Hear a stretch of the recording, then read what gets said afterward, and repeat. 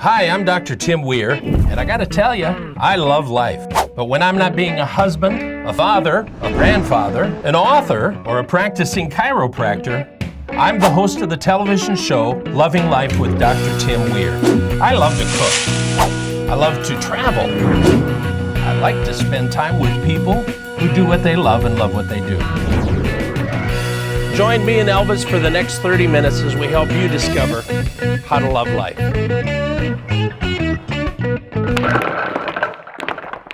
Hey, have you ever had an idea, maybe a product, some type of food that you'd like to make and sell to other people and you didn't know how to do it? You didn't even know anybody who did that. I got some great guests today. We got a great show planned for you. We're at our friends with the Fresh Market, so let's get right to the show.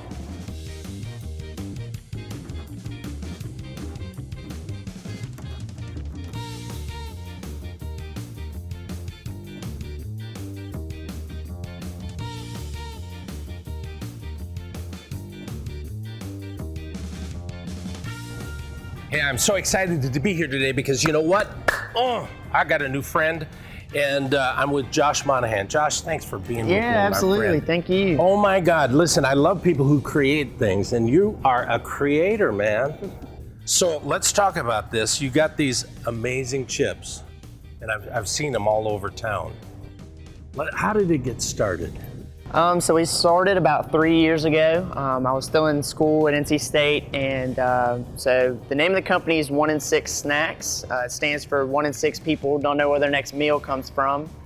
So we donate to the food bank. So here we have our 2-ounce size, we do a 5 cents, and this one we do 10 cents to the food bank. Really? Yes, sir.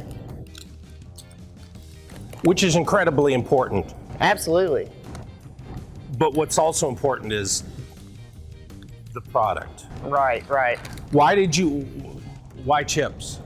I grew up in the snack business. My family's in the peanut business, so I grew up doing that, and then I kind of wanted to do my own thing, so I knew that there wasn't really a local chip company, and there was a need for it. So. And that's really an important thing. Find a niche, find a need, and fill it. Right. Okay? So, we talked a little bit beforehand because I think it's important to know what's the biggest seller, and you said sea salt. The sea salt is. That was actually the last flavor we came out with, and it became our most popular. Isn't that weird? What was your first one? We actually had all the other flavors at one time, and then we just added sea salt at the end. Is that cool or what? Yeah, so just trial and error. So now, kettle cooked, what does that mean? So they're cooked in small batch kettles, so it's kind of like a smaller batch as compared to just running a continuous process. So it creates more of a quality product. That's how you get that crunch. A little fresher and everything. That's right.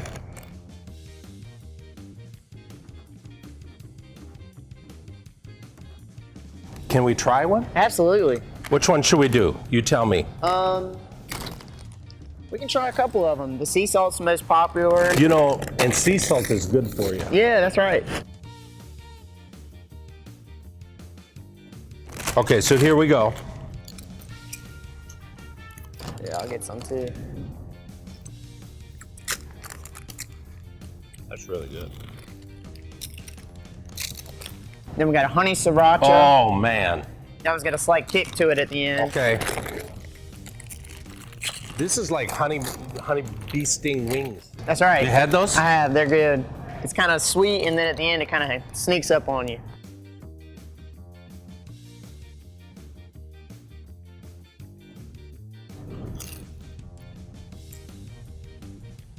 Man, that is good. I mean, the flavor is, it does sting It's you there a at the little bit. end, yep. Oh! No, but that is really good. Listen, of course, we're at Fresh Market. Love these guys. But you're in several different places all around. That's right. Now, here's the problem. Because I get emails from people in California who watch the show, and Alaska, and you got a website. We do. We have a website. And they can order. They can order online, and we also offer free shipping. So if you're ordering online, there's no need to worry about the price and stuff. So. Well, I might do that rather than drive to the grocery stores, just get it online because it's free shipping.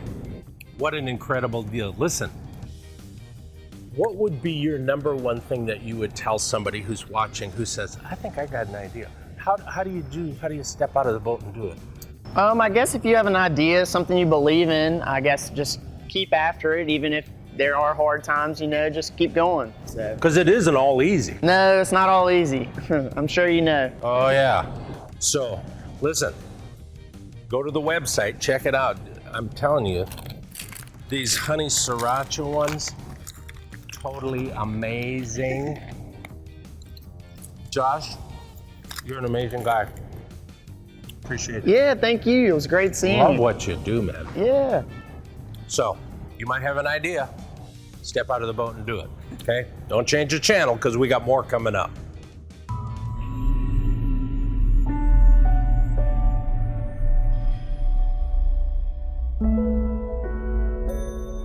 Okay, it's Saturday, you're at the flea market, you see this gorgeous piece of furniture and you want to think, what can I do to make this beautiful? I can't help you, but my guest can, Donovan Lee. He's with Rust-Oleum. Thank you, Dr. Tim. Glad you're here. Let's talk about this.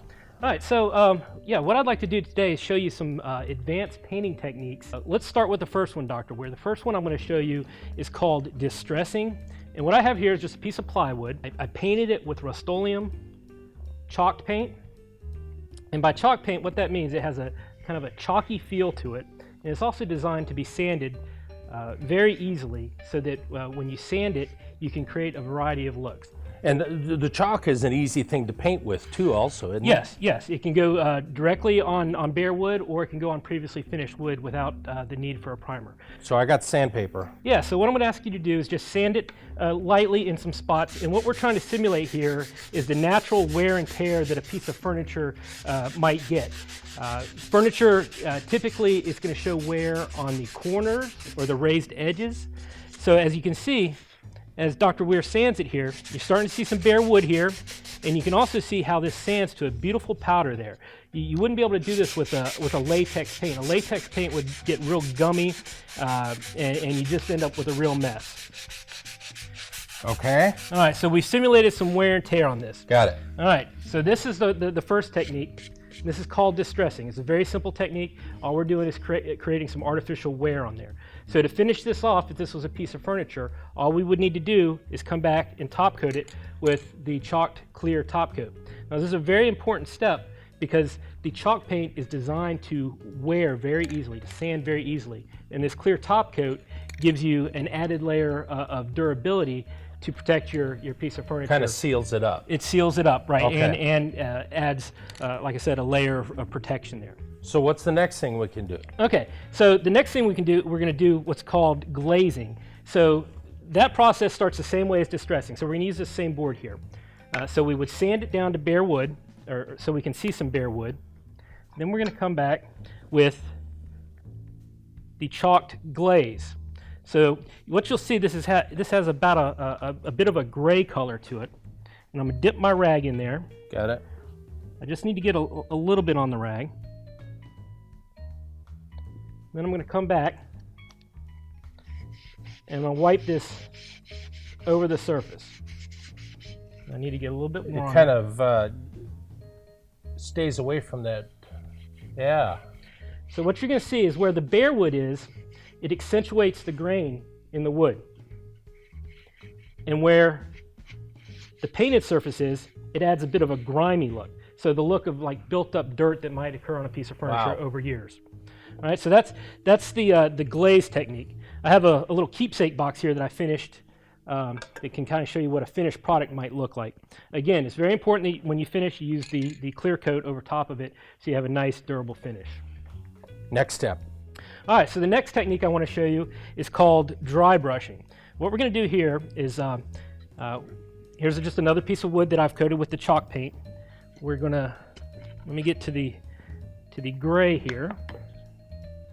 So this is chalk paint glaze. What we're trying to do is we're trying to choose a complementary color to the chalk paint that we've already used. So what we're going to do is we're just going to gently brush this across there, and we're applying just very little paint to the surface there. Yeah. Now the key to this look is just making sure you have very little paint on your brush. You want to wipe almost all of it off your brush before you apply it. Easy. So that was dry brushing. The next one we want to do is called whitewashing. We want to take a little bit of the same gray paint I used in the dry brush technique, and I'm just going to use this stir stick to drop a little bit of paint in this container. And then I'm going to take some water here, and I want to pour a little bit of water in there. What we're doing is we're thinning down that paint. Now we only want to use no more than 50% water in here, because if you thin it down too much, it can get messy and it probably won't produce the desired results. We're going to use our same brush that we used before. And in this step, again, we don't want to get a lot of paint on our brush. We're just trying to add accents here. So this is very similar to dry brushing. Just doesn't go on as thick. Actually, it goes on man, thicker. look I at didn't that. have quite enough on there. So I get that on there, and what I typically like to do is come back with my brush and wipe a lot of that off. So Donovan, where can people get these products? Well, you can get these at most hardware stores and then large big box retailers that have a hardware or paint department. Donovan, it's been an awesome thing. Rust-Oleum, great products. Don't change the channel because we got more coming up.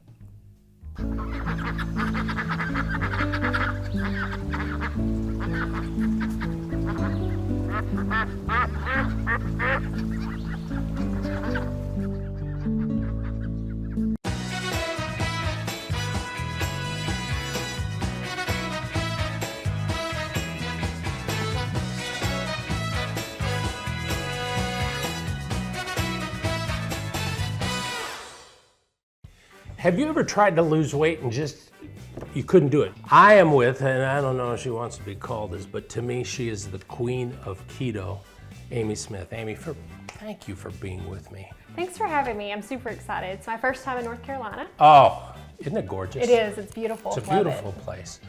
Let's talk about your story. How did all of this start for you? Oh goodness.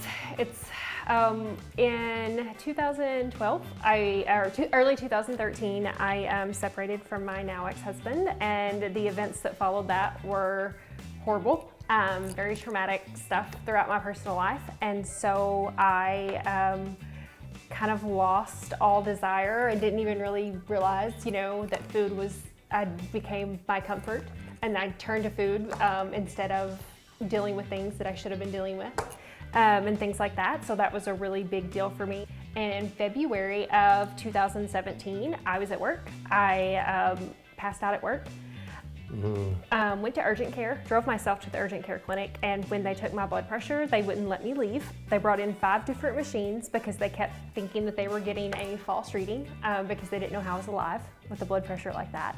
It was like 265 over like 128 or something crazy. I had to call my mom. She picked me up, went to the ER after an afternoon of tests, and left that emergency room with 8 prescriptions to medication. Of course, they wanted to put me on anxiety medicine, depression medicine, blood pressure medicine, the whole rigmarole of the pharmaceuticals. So we did that. Was told I would be on medication the rest of my life, and I wasn't okay with that. So I started researching online, trying to figure out some natural ways to basically take back control of my life. So kept seeing the stuff about keto. Had no idea, never heard of it in my life, didn't know what it was, so just started researching it. So let's break that down a little bit. Where does ketogenic come from? What is keto? The best, easiest way to describe the ketogenic diet is high fat, low to moderate protein. If you're doing it for weight loss, you really need to go on the low scale on the protein, and low carb. There's a big difference in low carb and keto though. That's super. And when you're actually following the ketogenic diet, your body produces its own natural ketones. So the difference between proteins and carbs, a lot of people don't even know that. Right, okay, so everything with the ketogenic diet, and any diet, which people don't realize, are macronutrients. So we talk about macros a ton in the keto world. And your macros are basically your fats, they're actually 4 things. So you talk about your calories, your protein, carbs, and your healthy fats, or your macros. You say they talk about it a lot in the keto world. You talk about it a lot in the Amy Smith Keto world? Yes. Because listen, my wife and I had tried keto before and didn't do anything, okay, until we met you. I'm telling you. I hear that quite often sometimes. Wow. Yeah. So how much have you lost now? I've lost close to 35. I'm not going to say how much she's lost, but she looks fabulous. And so there are things that you talk about that nobody else is talking about, and you simplify it and you make it so digestible. Well, my biggest goal is to make it to where every single person, like, you shouldn't have to be a doctor. You shouldn't have to be a nutritionist to be able to follow the ketogenic diet.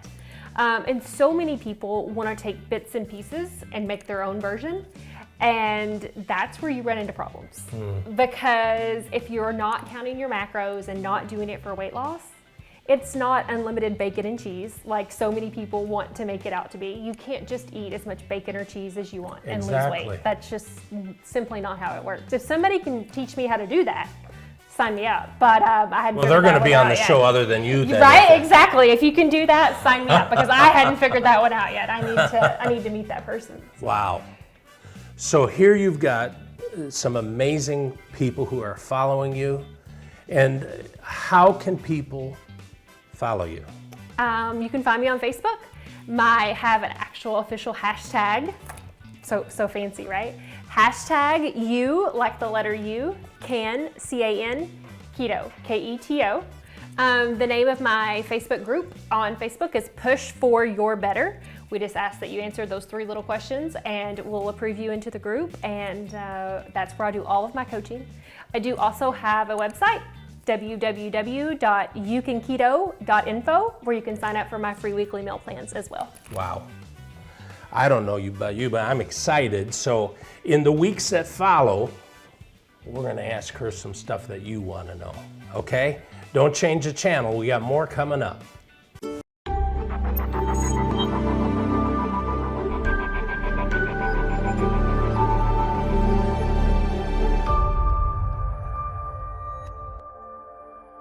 Okay, believe it or not, we're not in the country.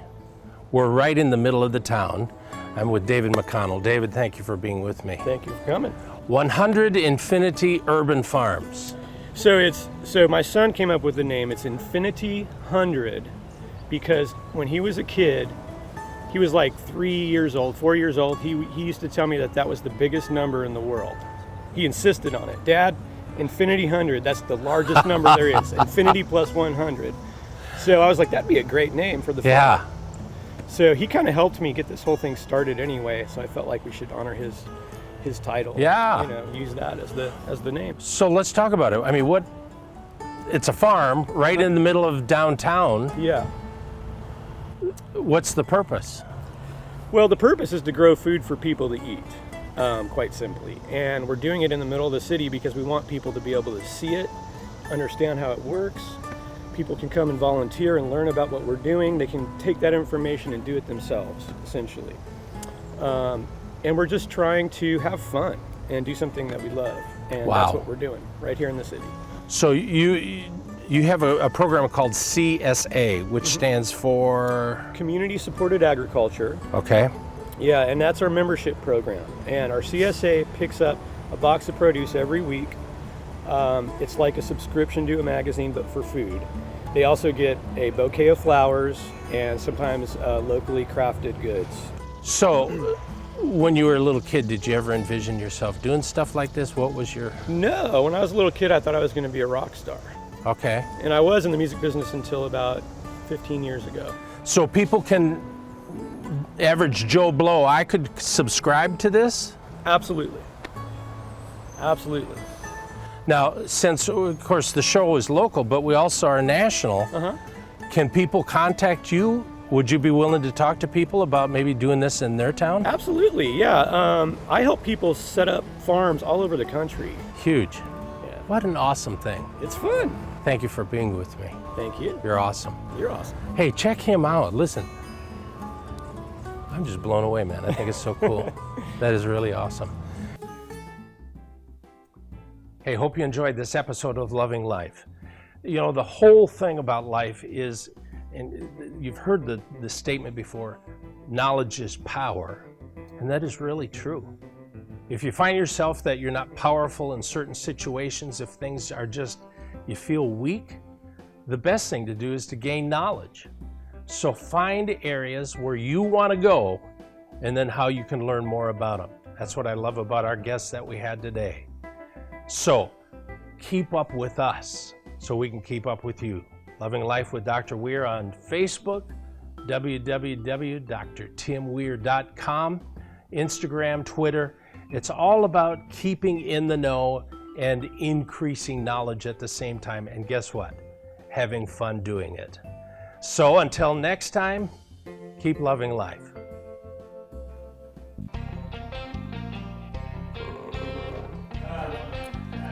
Do you want this music off? Is that okay?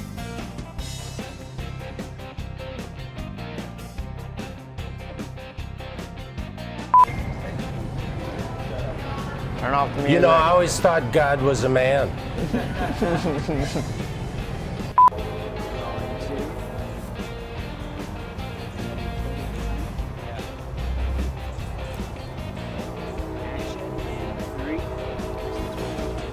Yeah. Go ahead and run. I hear the train a-comin'.